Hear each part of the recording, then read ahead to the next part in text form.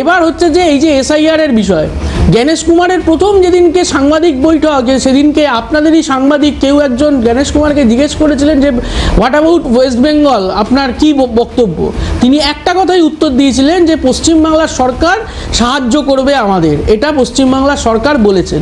আমরা তো দেখেছি যে পশ্চিমবাংলার সরকারের প্রাথমিক শিক্ষক, মাধ্যমিক শিক্ষক, উচ্চ মাধ্যমিক শিক্ষক, কলেজ শিক্ষক, অঙ্গনওয়াড়ি কর্মী, তারা তাদের নাম পশ্চিমবাংলার সরকার নির্বাচন কমিশনের কাছে পাঠিয়েছিল এই এসআইআর পদ্ধতিতে, এসআইআর বিষয় তাতে কাজ করবার জন্য।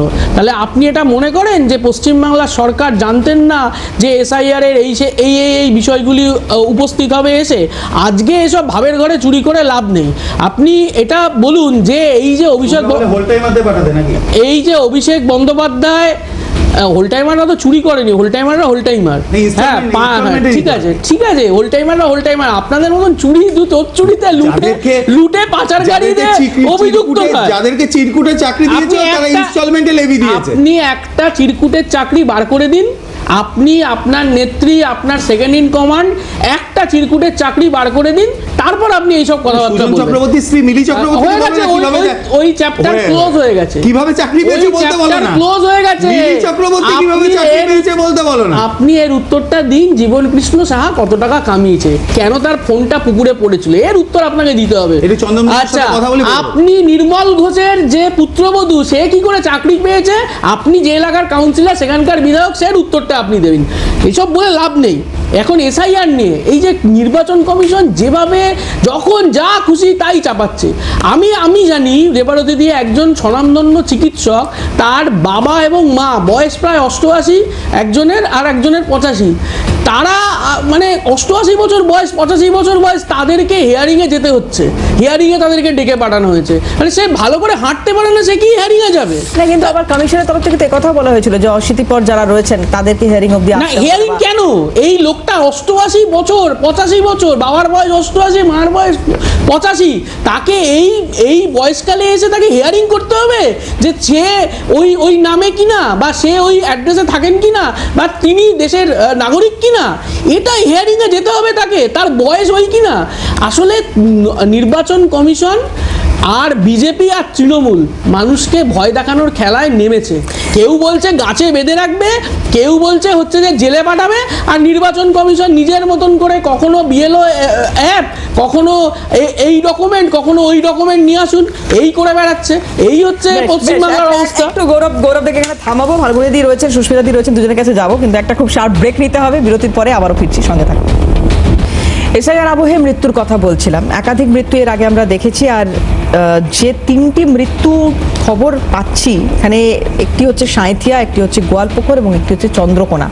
3 জায়গায় মৃত্যুর খবর, যেখানে হৃদরোগে আক্রান্ত হয়ে কোথাও মৃত্যু হচ্ছে, কোথাও আত্মহত্যার কথা বলা হচ্ছে, এবং দুশ্চিন্তা। এই এসআইআর শুনানি শুরু হচ্ছে, কি হবে, দুশ্চিন্তা। কিছুক্ষণ আগে আপনাদের দেখাচ্ছিলাম রবীন্দ্রচন্দ্র বাগের যে সমস্যাটা, উনি বলছেন যে ওনার মায়ের নাম 2002 থাকার পরেও কেন নেই ইত্যাদি। চন্দ্রিমা ভট্টাচার্য তিনি কি বলেছেন এই বিষয়ে একটু দেখাই, দেখুন। আতঙ্ক তৈরি করছে কে, কারা তৈরি করছে, আর তারা তার দায় নিচ্ছে না কেন? একজন মানুষ নাগরিক হিসেবে তার নাগরিকত্বের পরিচয় নতুন নতুন করে বারবার দিতে হবে, একে বলছে? একবার ভোট দিয়েছেন, একবার নয়, যে মানুষগুলির প্রাণ যাচ্ছে তারা বহুবার ভোট দিয়েছেন। সে বহুবার ভোট সবাই জানে। ভারতবর্ষে সংবিধান অনুযায়ী যে আইন তৈরি হয়েছে, সেই আইনে ভোটার লিস্টে নাম তোলাটা একটা কন্টিনিউয়াস প্রসেস, তো সে তুলতেই পারে। তোলবার পরে ভোট দিয়েছে, ভোটার লিস্টে নাম উঠেছে, আবার গিয়ে তাকে ভোটের জন্য তার নিজের নাগরিকত্বের পরিচয় দিতে হবে। যখন সুপ্রিম কোর্ট বলছে যে ইসিআই কিন্তু, এই যে সম্রাটদা বলছিলেন না, নির্বাচন কমিশন কি করবে, এখানে কোনো কলকাঠি নাড়তে পারে কি নির্বাচন কমিশন? এরকম কিছু আতঙ্ক, কিছু অভিযোগ এবং কিছু প্রশ্নচিহ্ন থাকছে, এবং নির্বাচন কমিশন নিজেদেরকে ভিলেন প্রতিপন্ন করার জন্য এমনটা করছে বলে মনে করছেন জয়প্রকাশ মজুমদার, তৃণমূল নেতা। দেখুন কি বলছেন। ইলেকশন কমিশন যেন একটা নিজেদেরকে ভিলেন রূপে প্রতিপন্ন করার আপ্রাণ চেষ্টা করছে সাধারণ মানুষের কাছে। একটা সাংঘাতিকভাবে অপরিকল্পিত এবং প্রস্তুতিহীন একটা পদ্ধতি তারা শুরু করলেন, গায়ের জোরে চাপ দিয়ে। ফাল্গুনীদি, দেখুন বিষয় হচ্ছে এই কংগ্রেস তো উনি আগে কংগ্রেস করতেন, তা সেই সময় 13 বার এসআইআর হয়েছে, ভোটার লিস্টে নিবিড় সংশোধন হয়েছে, তখন উনি কোনো কথা বলেননি। এখন উনার অনেক কিছু মনে হতে পারে, আপনাদের দলেও গেছিলেন সব দল, সেটা ঠিক আছে, কিন্তু মূলত তো ম্যাক্সিমাম সময় কাটিয়েছে কংগ্রেসে। না। আচ্ছা যাই হোক, দ্বিতীয়ত আপনারা প্রথম থেকে যেটা প্রশ্ন করছিলেন এই যে জনসংযোগের দরকার, তৃণমূলের কথা বলছেন, এবং দেখুন এটা উল্লেখ করা হচ্ছে নম্র হয়ে নতজানু হয়ে কথা বলতে হবে। তার মানে কি? তার মানে এই তৃণমূল নম্র এবং নতজানু হয়ে মানুষের সাথে কথা বলে না, সন্ত্রাস করে, মানুষের সাথে অভব্য ব্যবহার করে। সেই জন্য আজকে উল্লেখ করে দিতে হচ্ছে যে তারা কিভাবে মানুষের সাথে জনসংযোগ করবে, কারণ তারা জনবিচ্ছিন্ন। এইভাবে তাদের সাথে মানুষের সাথে দুর্ব্যবহারের জন্য আজকে তারা জনবিচ্ছিন্ন বলে তাদের এটা উল্লেখ করে দিতে হচ্ছে যে নম্র হয়ে নতজানু হয়ে মানুষের সাথে কথা বলতে হবে। ভাবুন যে তৃণমূলের পরিস্থিতি আজকে কোন জায়গায় এসছে। দ্বিতীয়বার বলছে যে হেয়ারিং হবে না, হেয়ারিংয়ে কেন ডাকা হবে? আচ্ছা বলুন, প্রথমত তো 2005 সালে মমতা ব্যানার্জি বলেছিলেন যে ভোটার লিস্ট সংশোধনের প্রয়োজন আছে, সেটা তো আমরা কেউ বলিনি। এবং তার যে প্রতিবাদটা এতটা তীব্র ছিল যে স্পিকারের মুখের উপর তিনি ভোটার লিস্ট ছুঁড়ে মেরেছিলেন, এটা বারবার বলেছি, এটা আপনারা জানেন। এবং সেই টাইমে 1,20,00,000 ফলস ভোট ছিল, তার মধ্যে 50% ছিল পশ্চিমবঙ্গে। সেটা কংগ্রেসে যারা ছিলেন তারাই তখন বলেছিলেন, মমতা ব্যানার্জিও তখন কংগ্রেসেই ছিলেন। তো সেই নথি অনুযায়ী তিনি বলেছিলেন যে এই ভোটার লিস্ট সংশোধন না হলে পশ্চিমবঙ্গকে চেঞ্জ করা যাবে না, কারণ এখানে অনুপ্রবেশকারী এবং ফলস ভোট ঢুকে রয়েছে। এটা কার কথা? মমতা ব্যানার্জির কথা। আজকে তো 2025, 20 বছর, তাহলে আজকে এসে উনারা বারবার বলছে এসআইআর করতে দেওয়া যাবে না, এসআইআর হবে না। না, এটাও কিন্তু তৃণমূল কংগ্রেসের তরফ থেকে বোধহয় বলা হয়নি এসআইআর করতে দেওয়া হবে না, একদম বলা হয়েছে। না না, প্ল্যান থাকতে এসআইআর হবে না। বিষয়টা হচ্ছে যে বৈধ ভোটার যেন বাদ না যায়। না, সেটা তো আমরা বলেছি বৈধ ভোটার। একাধিকবার দেখেছি কুণাল ঘোষকে বলতে যে আমরা এসআইআর কিন্তু না বৈধ ভোট যেন বাদ না, বৈধ ভোটার যেন বাদ না। প্রথমে উনারা যেটা বলেছিলেন দুজনেই এসআইআর করতে দেব না, এবং এটা বলেছিলেন এসআইআর করতে গেলে গাছে বেঁধে রাখা হবে, আগুন জ্বলবে, এইভাবে মানুষকে প্রভোগ করা হয়েছিল, ভুল দিকে দিশা দেওয়া হয়েছিল। দ্বিতীয়ত আমি বলি, এই যে আজকে কেন হিয়ারিং হবে না, 11.95 লক্ষ ভোটার যারা 15 বছরের কমে বাবা হয়ে গেছে, তাহলে তাদের বিয়ে হয়েছে কবে, তার বউয়ের বয়স কত? তাহলে আজকে যে নথি ইলেকশন কমিশনার যেগুলো বের করেছে, তাহলে আপনারা বলছেন এদেরকে হিয়ারিং এ ডাকা হবে না। আচ্ছা আপনি বলুন, 24.21 লক্ষ যারা 40 বছরে দাদু হয়ে গেছে, তাহলে এই যে 40 বছরে যদি দাদু হয়ে যায়, তাহলে তার ছেলের বয়স কত, তার নাতির বয়স কত, তার বৌমার বয়স কত? তাহলে কেন এগুলো হিয়ারিং করলে বাধা, মানে কি কেঁচো খুঁড়তে কেউটে বেরিয়ে যাচ্ছে? এগুলো তো হয়েছে। দ্বিতীয়ত, এগুলো হয়েছে 2208 বুথে নির্বাচন কমিশন প্রথম দেখলেন যে অমৃত কুম্ভের সন্ধান পেয়েছে আজকে মমতা ব্যানার্জির সময়ে 2208টা বুথ, যেখানে কেউ শিফট হয়নি, কেউ মারা যায়নি, কারোর বিয়ে হয়ে যায়নি, কোথাও ডবল এন্ট্রি নেই। যখনই ইলেকশন কমিশন, যে বলছে ইলেকশন কমিশনের কোনো পরিকল্পনা নেই তো ম্যাপিং করে বের করলো কি করে? যখনই এটা ম্যাপিং করলো তখন সেটা চট করে কমে গেল 400, তারপরে এলো 7টা, এখন শুনছি 3টে। আমি জানি না যে 3টে বুথেও এত বছর ধরে তাদের কেউ মারা যায়নি, কারোর বিয়ে হয়ে যায়নি, কোনো ডবল এন্ট্রি নেই, সেটা সম্ভব হয়েছে কিনা সেটা পরবর্তীকালে জানা যাবে যে এই বুথের সংখ্যা কত। তাহলে আজকে ধরুন বিএল কোনো কারণে আমরা অনেক সময় নিজেরাও কোনো জিনিস লিখতে গেলে নাম ভুল করতে পারি, বছর ভুল করতে পারি, তো আজকে ভারতের যে নাগরিক পঞ্জি তৈরি হবে তার মধ্যে কি সেখানে সঠিক তথ্য থাকবে না? তাহলে এসআইআর হলো কেন? আজকে হিয়ারিং করবে তো, কারণ হচ্ছে কোনো কারণবশত যদি কোনো বিষয়ে সন্দেহ থাকে, ভুল হয়, তিনি হতে পারেন, নিশ্চয়ই তার কষ্ট, তার জন্য অন্য কোনো বিষয় আছে, বা বিএলওরা গিয়ে সেই নথি নিয়ে এসে সেটা দেখালে সেটা কিন্তু হবে। তাহলে ফাল্গুনীদি ধরুন এই এসআইআর প্রক্রিয়া সম্পন্ন হয়ে গেল, দেখা গেল ওই 1 লক্ষ মতুয়ার নাম বাদ পড়ে গেছে, তো আপনাদের কোনো অসুবিধা নেই তাতে? দেখুন, 1 লক্ষ মতুয়ার নাম যেটা আপনারা বলছেন, এখানে কারোর নাম বাদ যাওয়ার বিষয় নেই, কারোর নাম সঠিকভাবে দেখুন।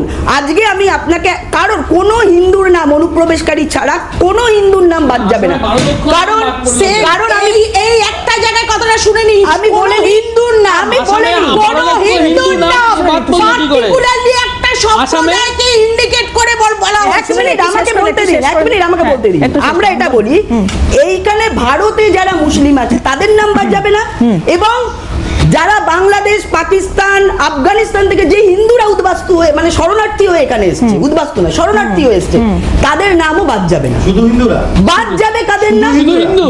শুধু হিন্দুরা? হ্যাঁ, যারা শরণার্থী হয়ে এসেছে শুধু তাদের হিন্দুরা? নাম বাদ আপনি যাবে শুধু না। হিন্দু বললেন, আমি জানতে চাইছি এক মিনিট, শুধু হিন্দুরা কিনা? আমি বলেছি এখানে যারা মুসলমান ভারতবর্ষের নাগরিক তাদের নাম বাদ যাবে না। কেন একটা সম্প্রদায়কে কেন টার্গেট করছেন? না, না, কিসের জন্য? আপনি আগে কিসের জন্য আগে তার উত্তর দিন। এটা আইন, কেন? এটা আইন, আইন আইনের ধর্মের ভিত্তিতে দেশে ভাগ করেছে।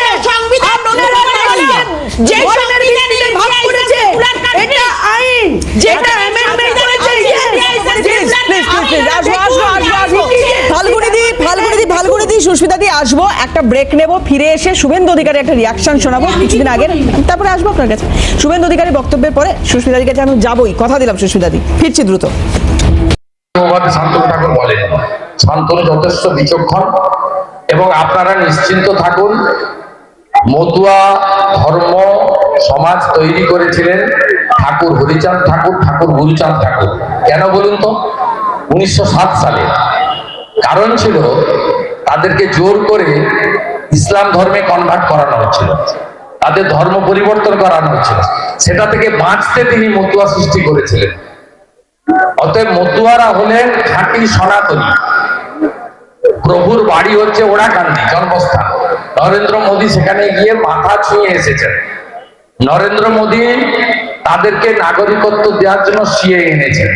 নরেন্দ্র মোদীজির সরকার 31/12/2024 পর্যন্ত বাংলাদেশ থেকে যে হিন্দুরা ধর্ম বাঁচানোর জন্য পশ্চিমবঙ্গ বা ভারতে এসেছেন, তাদেরকে কোনো পুলিশ ডিস্টার্ব করতে পারবে না, মামলা দিতে পারবে না, রিপোর্ট করতে পারবে না, ফিরিয়ে দিতে পারবে না, এই অর্ডার পর্যন্ত করে দিয়েছে। মতুয়ারা মোদীজির সঙ্গে আছেন, তারা সনাতনকে রক্ষা করবেন। মাননীয় কেন্দ্রীয় মন্ত্রীর একটি বক্তব্যের পরে শুভেন্দু অধিকারীর এই প্রতিক্রিয়া এসেছিল, আর কি বলেছিলেন শান্তনু ঠাকুর সেই সময় একটু আরেকবার মনে করাই, দেখুন। আজকে 50 লাখ রোহিঙ্গা মুসলমান, বাংলাদেশি মুসলমান, পাকিস্তানি মুসলমান যদি বাদ যায়, তার মধ্যে 1 লাখ যদি আমাদের সমাজের মানুষকে একটু স্টপ থাকতে হয়, ভোট দেওয়ার জন্য বিরোধী থাকতে হয়, তাহলে কোনটা লাভ? কোনো প্রকার চিন্তা করতে হবে না, কোনো প্রকার চিন্তা করার বিষয় নেই।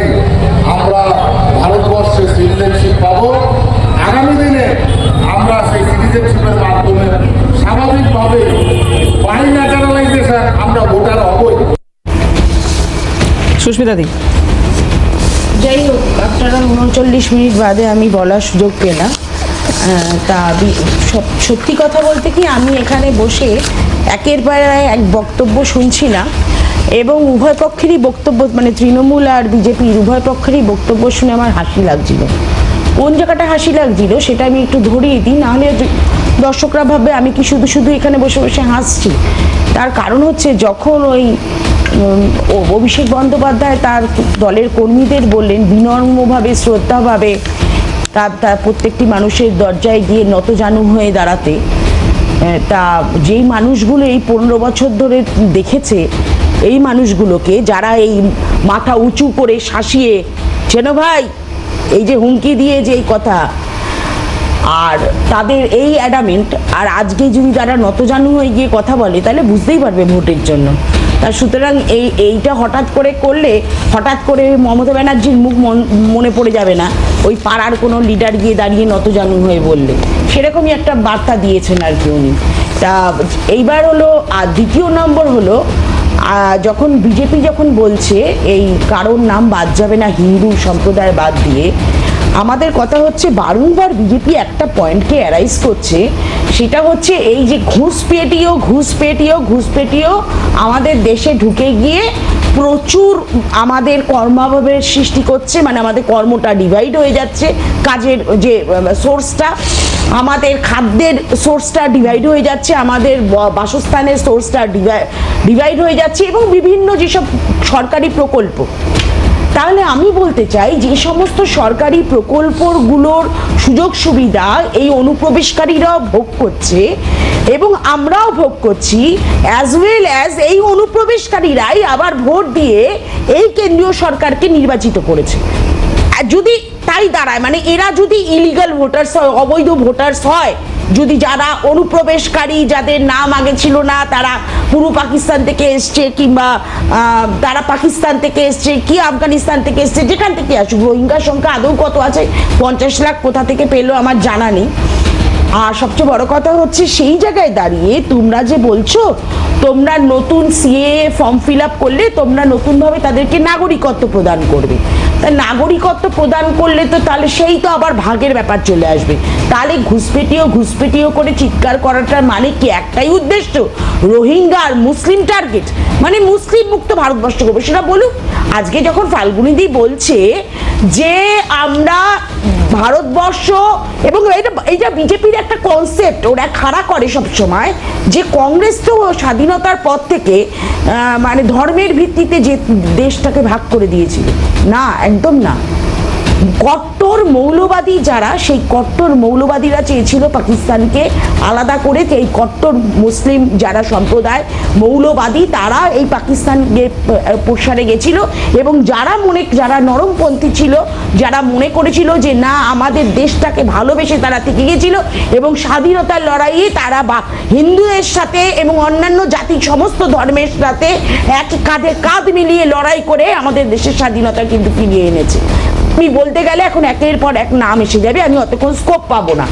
এবার আমি বলতে চাই তাহলে তাদের কি দোষ হলো, তাদের তো বলছে তারা থাকবে, তাহলে এই সেগ্রিগেশন তুমি বলছো নো ম্যাপিং মানে 2002-এ যাদের পিতৃপুরুষের নাম আছে, 2002-এ যাদের পিতৃপুরুষের নাম নেই, আমি তো বলবো এই যে বারংবার এই যে নরেন্দ্র মোদী এই যে আসা যাওয়া শুরু করলো এই দিল্লি থেকে কলকাতা, এই যে এবার এসে বলে গেল, বলুন বাঁচতে চাই তো বিজেপি চাই, আসলে বাঁচতে চাই না তো মরতে চাইয়ের মতো ব্যাপার হয়ে গেল। আমরা মরতে চাই তাই বিজেপিকে তাই, হ্যাঁ বাঁচতে চাইলে বিজেপিকে ভাই, এইটাই হচ্ছে মোদ্দা কথা হওয়া উচিত। তার কারণ হচ্ছে না, আমি অভিষেক বন্দ্যোপাধ্যায়ের কথাটা শুনিনি, আমি ইভেন শুনিনি, আমি এটা নিজেই বললাম কথাটা, যে তাহলে এইটাই বলতে হবে সবার আগে। আর আমি একটা জিনিসই বলবো যে জনসংযোগ তোমাদের তো ভাই জনগণের দল নাকি তোমরা তৃণমূল নাম, তৃণমূল মানে গ্রাসরুট লেভেল যেটাকে বলে, তা গ্রাসরুট লেভেলে কর্মীরা তো সারাদিন কাজ করছে, তাহলে তাদের তো জনসংযোগ আছে, তাদের নতুন করে আমার মনে হয় নতুন এই রূপ দেখিয়ে মমতা ব্যানার্জিকে মনে করিয়ে জনসংযোগ করাতে হবে না, এদের রূপ এত বছরে দেখেছি। আর একটা শুধু বলবো যে বিজেপি বন্ধুদের, আপনারা এই বক্তব্য ছাড়ুন, একটু ভারতবর্ষের সংবিধানটাকে নিয়ে ঘাটুন, সংবিধানকে পড়ুন, মনুসংহিতা কম পড়ুন, তাহলে কি সংবিধান সম্বন্ধে জানবেন এবং সংবিধান সম্বন্ধে জানতে পারবেন, না হলে বলতে পারতেন না যে এইটা আমাদের ভারতবর্ষের আইন, আমরা ভারতবর্ষ সেকুলার কান্ট্রি, আমরা ইউনিটি ইন ডাইভার্সিটিতে বিশ্বাস করি, আমরা একতার মধ্যে নিজেদেরকে বাঁচাতে চাই। ফাল্গুনিদের কাছে উত্তর নেব, সম্রাটদা রয়েছেন, গৌরবদা রয়েছেন, সবার কাছে যাবো ইন্ডিভিজুয়ালি, কিন্তু একটা ব্রেক নিতে হবে আবারও, খুব দ্রুত বিরতির পর ফিরছি, সঙ্গে থাকুন। খুব সংক্ষিপ্ত সময় বাকি রয়েছে, একে একে যাব, প্রথমে ফাল্গুনিদের কাছে বলুন। দেখুন, দিদি বললেন যে যারা মৌলবাদীরা দেশভাগটা চাইলো, কট্টর মৌলবাদীরা, তো ওনারা সেই জন্য দিয়ে দিলেন, তাহলে আলটিমেট মৌলবাদীদের দিয়ে দিলাম ভাগ হলো, দিয়ে দিলাম দেশটা ভাগ হলো না, ভাগ হলো। আপনি ভুল ব্যাখ্যা দিচ্ছেন, আপনি ভুল ব্যাখ্যা দিচ্ছেন। আমি বলছি, এক মিনিট বলতে দিন। 57টা আপনারা যাকে আদর্শ মানেন, আপনারা যেই গোডসেকে আদর্শ মানেন, সেই গোডসে গান্ধীকে হত্যা করেছিল। শুনুন, ভারতবর্ষ কোনো ধর্মশালা নয়, এখানে থেকে যাবে এটা হতে পারে না।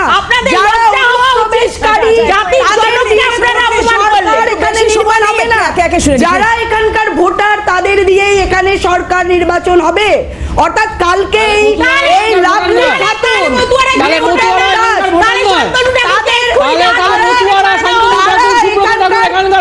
তারা এখানকার ভোটার এবং তাদের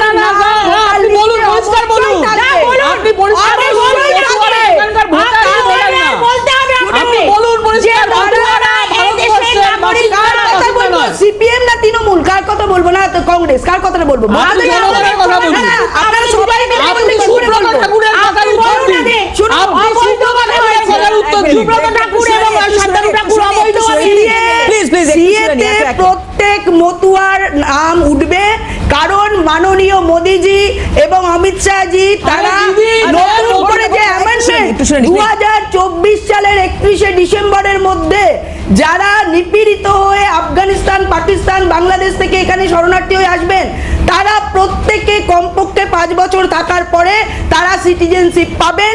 এটা আইন করা হয়েছে, এটা অ্যামেন্ডমেন্ট করা হয়েছে। এটা যদি আপনারা আচ্ছা, না জানেন ভালো করে আচ্ছা, জেনে নিন। আচ্ছা, এক মিনিট। সেই জন্য এক মিনিট, মতুয়ারা যারা আছে তাদের নাম অবশ্যই এটা একবারে সুস্মিতাদি, এটা হতে পারে শান্তনু ঠাকুরের নাম বাদ গেল? দেখুন, কোনো কাগজপত্রে যদি ভুল থাকে, আমার যদি কোনো কাগজপত্র দেখাতে আমি ভুল করি, হ্যাঁ। কোনো ভুল থাকে বাদ যেতে পারে, আচ্ছা। সঠিক বৈধ দেখালে নাম উঠবে, কি অসুবিধা আচ্ছা। আছে? ও, না আপনারা কি না, বলছেন যদি যে এটা অবৈধ হয়, মানে আপনি 11 যদি এটা না, না, হয়, 15 বছরে যদি যেটা এটা হয়, সম্রাটদের কাছে আসবো প্লিজ। যদি এটা হয় তাহলে 5 বছর এমন একজন মন্ত্রী ছিলেন যিনি এই দেশের নাগরিক নন। বলুন সম্রাটদা। না, আমি অনেকক্ষণ ধরে শুনছি তো, একটু একটু করে বলছি, হ্যাঁ, সংক্ষেপ, খুব হ্যাঁ, সংক্ষেপে জাহাজ বলি প্রতিমন্ত্রী। হ্যাঁ। যে উন্নয়নের পাঁচালী দিয়ে শুরু হলো, গৌরব শূন্যয়নের পাঁচালী পড়ে গেল। তা নির্মলা কি শূন্যয়ন বলেছেন দাদা? ঠিকই বলেছেন। নির্মলা 8200 স্কুল বন্ধ করে তো শূন্য করে দিয়েছেন। নির্মলা সীতারামন যদি জামানাতের ওপর 18% জিএসটি ধরতো, তাহলে সিপিএম ভোটে ক্যান্ডিডেট হতো না, অত টাকা চলে যাবে বলে। ওই প্রসঙ্গে যাচ্ছি না, আমি বলছি দিদি বললেন অনেক কথা, মতুয়াদের নিয়ে বললেন, ফাল্গুনি দি না, বললেন, নির্মল বাবুর পুত্রবধূ চাকরিটা একটু বলুন। ফাল্গুনি সেটা একটু বলুন। আচ্ছা, একটু শুনি, ফাল্গুনি please, বলার please, পরে আমি শুনি। শুধু ফাল্গুনিকে কাছে সংক্ষেপে জানতে চাইছি এবং দর্শকদের উদ্দেশ্যে আমি জানতে চাইছি, ফাল্গুনি দি 2019, 2021, 2024 যে সমস্ত মতুয়ারা ভোট দিয়েছিলেন, তারা 2026 ভোট দিতে পারবেন কি? নিশ্চয়ই পারবে, নিশ্চয়ই পারবেন। আমি যে 11টা নথি ইলেকশন কমিশনার চেয়েছে, সেটা থাকলে তারা দেখালেই আমি নিশ্চয়ই কিন্তু দিতে এটাকে পারবে। নোট করতে বললাম। নিশ্চয়ই বিজেপির পারবে। মুখপাত্র বলছেন, বিজেপির মুখপাত্র, এটা আর্কাইভে রাখতে হবে, সত্যি কথা একদম রাখবেন। বিজেপির মুখপাত্র বলছেন। একদম রাখবেন।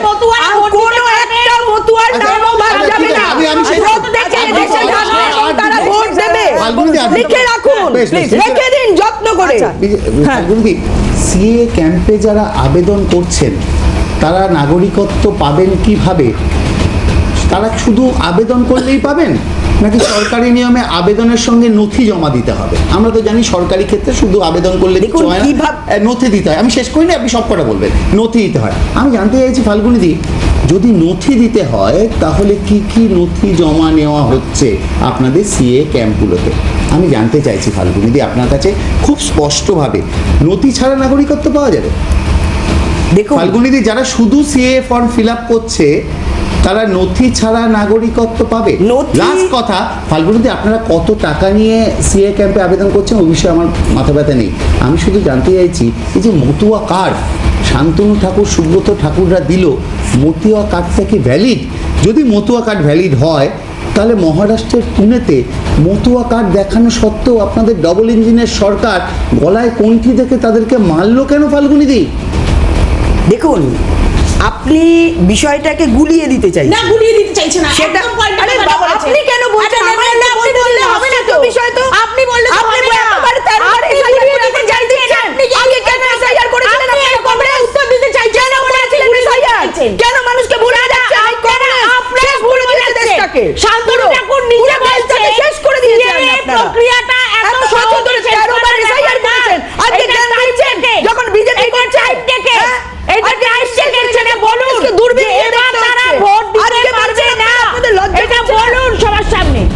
আপনাদের দূরবীন দিয়ে দেখতে হচ্ছে। এর আগে 13 বার SIR করেছে। আরে আপনারা তো আজকে সারা যখন SIR হচ্ছে, আজকে সংসদে বলছেন। একজন ছিলেন। আপনাদের আপনারা লজ্জা আবার হওয়া বড় উচিত। কথা বলছেন। আমরা আমাদের বলছি, তো বিরোধী দলে আপনাদের আছি। বড় কথা। আপনাদের তো বিরোধী আচ্ছা, দলেও একটু কোনো বিরত অস্তিত্ব করি, ছিল না। কারোর কথা বলে যাচ্ছে না, আপনাদের গৌরবদের কাছে আসবো। শুনুন। আমি ফাল্গুনি দি আসছি, একটু বিষয় গৌরবদের কাছে হচ্ছে আসি। আসবো, ফাল্গুনি দি, please, একটু শুনে নি গৌরবদার কথা কোনো হচ্ছে, প্রশ্ন থাকলে খুব সংক্ষেপে। প্রথম কথা হ্যাঁ। হচ্ছে ভারতবর্ষে এসআইআর কোনদিন হয়নি, আইআর হয়েছিল। IR ঠিক আছে, Intensive revision হ্যাঁ, সংবিধানে ইন্টেন্সিভ রিভিশন সংবিধানে আছে, তা SIR বলে হয়েছিল কিছু নেই। এবং সেটা নির্দিষ্টভাবে নির্দিষ্ট সময় হয়েছিল। কিন্তু ভারতবর্ষে এই প্রথম দেশে জনগণনা হলো না, তার আগেই এসআইআর নামক একটা বিষয় নামিয়ে দেওয়া হলো। দুই, এই যে এখানে ফাল্গুনি দি অনেক কথা বলছিলেন, ফাল্গুনি দি অসীম সরকার, শান্তনু ঠাকুর, সুব্রত ঠাকুর, অশোক কীর্তনিয়া, স্বপন মজুমদার, জগন্নাথ সরকার, এতগুলো এমপি এমএলএ আপনাদের মতুয়াদের ভোটে জিতে এসছেন, তাদের ভোট নিয়েছেন, যাদের ভোট নিয়েছেন আজকে তাদের বলছেন আপনারা দেশের বাসিন্দা না, আপনারা বাড়ি থেকে কাগজ নিয়ে আসুন।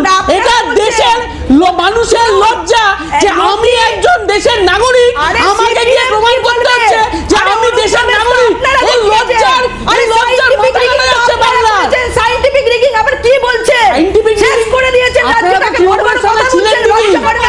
আপনারা তো তৃণমূলের সঙ্গে ছিলেন। আরে বাবা, আপনারা তৃণমূল নেত্রী কাগজ তুলেছিল, তখন আপনারা তো ছিলেন। না না, আপনারা তো কংগ্রেসের সাথে ছিলেন। কংগ্রেসের সাথে ছিলেন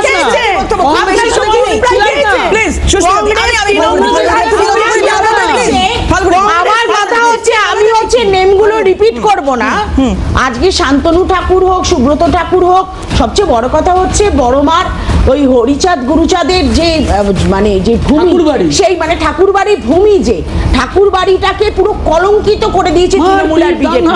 মারপিট, দাঙ্গা হাঙ্গামা, ওটা মনেই হচ্ছে না ঠাকুরবাড়ি কিংবা ঠাকুরবাড়ির কোনো ঐতিহ্য, পুরো একদম নষ্ট করে শেষ করে দিয়েছে এই দুটো দল। এবার এই যে এদের যে বোঝাপড়া, আসলে এখনো বার্গেনিং চলছে, কে কটা সিট কি ব্যাপার, ওই জন্য এসআইআরটা এইভাবে প্রক্রিয়াটা চলছে আর কি, মানে কু ঝিকঝিক ঝিকঝিক করে। এবার এই কু ঝিকঝিকটা ফেব্রুয়ারি মাসে থামবে, তারপরে বোঝা যাবে যে কত আর কি রফা সিটের রফা ফফা হলো আর কি তৃণমূল আর বিজেপি। আন্ডারস্ট্যান্ডিং লড়াই না। এবার কথাটা হচ্ছে এই এসআইআরটা করে ভারতবর্ষের মানুষের কোন উপকারটা হবে? আর নরেন্দ্র মোদীর আমার মনে হয় যদি একটুকু সততা থাকতো তাহলে সবার আগে প্রধানমন্ত্রীর পদটা থেকে সে সরে দাঁড়াতো। তারপর উচিত ছিল যে অবৈধ ভোটারদের ভোটে কেন করলেন? আপনারা কেন করলেন 13 বার? এক মিনিট সম্রাটদা, একটা বিষয়, শুনানি শুরু হচ্ছে, আরো জটিলতা, আরো গন্ডগোলের আশঙ্কা করছেন প্রবেশকারীরা। অবশ্যই এটা ষড়যন্ত্র চলছে। আমি এখন খুব সংক্ষেপে বলি যে নির্বাচন কমিশন সুপ্রিম কোর্টে মিথ্যে কথা বলছে। নির্বাচন কমিশন কেন বলছে মিথ্যে কথা বলছে? ফাল্গুনীদি নির্বাচন কমিশনের মুখপাত্র হবেন না। আমি কেন বলছি? নির্বাচন কমিশন সুপ্রিম কোর্টে দাঁড়িয়ে বলছে 2002-03 বেঞ্চমার্ক ধরে এসআইআর করা হচ্ছে। সর্বৈব মিথ্যে কথা। 2002-03 এনুমারেশন ফর্মের ব্যাপার ছিল না। 2002-03 কাউকে বিএলওরা বাড়ি বাড়ি গেছিল এবং তারা দেখেছিল কারেন্ট ভোটার লিস্ট। 2025-এর এসআইআর, আইআর, এসএসআর যে নামেই ডাকুন না কেন, কারেন্ট ভোটার লিস্ট। এবং সব থেকে বড় কথা, নির্বাচন কমিশনের এই মিথ্যাচার, এই হিয়ারিং সরকার কেন সুপ্রিম না না, আমি সবচেয়ে বড় একটা ভাইটাল পয়েন্ট তুলছি দাদা, 1 মিনিট সম্রাট, আমি একটা শুধু ভাইটাল পয়েন্ট তুলি। এই যে সিএ ফর্মটা দিতে হচ্ছে, তার আগে একটা ডিক্লারেশন দিতে হচ্ছে। ডিক্লারেশনটা কি? যে তারা যে বাংলাদেশ থেকে এসছে শরণার্থী হিসাবে কিংবা যেভাবেই এসে থাকুক, তাদের পলিসি কি সেটা বলে, সে যে বাংলাদেশ থেকে আগত কিংবা সে আফগানিস্তান থেকে আগত কিংবা সে পাকিস্তান থেকে আগত, তাকে একটা ডিক্লারেশন দেওয়া হবে। ডিক্লারেশন নেওয়া হবে, তারপরে সিএ ফর্মটা একটা কথা বলছি, এটাই আইন। একটা কথা বলছি, এটা জানেন না উনি। ওই জন্য বলছেন এটাই আইন, লং প্রসেস, এটাই আইন। এইটা তো লং প্রসেস। একটা লাইনে শেষ করে দেবো, 2 সেকেন্ড। 2019 সালের ডিসেম্বর মাসে সিএ সংশোধিত আইন হয়, যেটা রুল তৈরি করার কথা 6 মাসের মধ্যে, সেটা 54 মাস লাগিয়ে দেওয়া হয়। আমি ফাল্গুনীদের কাছে পরিষ্কার জানতে চাইছি, এই 1.5 বছরে কতজন সিএতে আবেদন করেছে বাঙালি মতুয়া, কতজনকে নাগরিকত্ব দিয়ে? যারা আবেদন করেছে তাদের কি দেওয়া?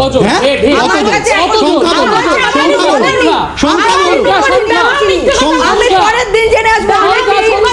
আরে বাবা, এখানে কেউ কথাই বলতে দিচ্ছে না, আশ্চর্য ব্যাপার। মানে এদের এসআইআরটা এতটাই গায়ে লাগছে, এতটাই চুরি করে এতদিন থেকেছে, এখন সংশোধন হলে গায়ে লাগছে। সব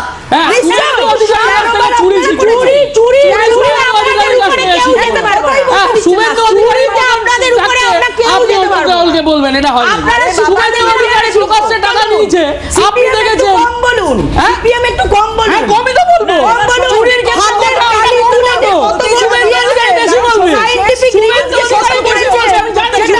সময় দেওয়ার জন্য প্রত্যেককে ধন্যবাদ। প্লিজ আজকে এখানে শেষ করবো, অন্যান্য খবরের জন্য চোখ থাকুক সিএনএ।